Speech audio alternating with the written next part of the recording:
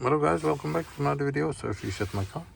In today's video I'm going to show you how you can change the menu language of a Volkswagen Caddy. This one comes from 2022.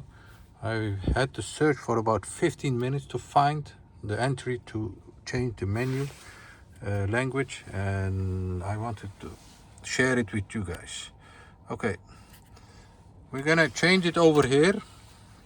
Where I have searched is, I'm going to search through the menu like this, and you won't be able to find. There is a drop down menu also.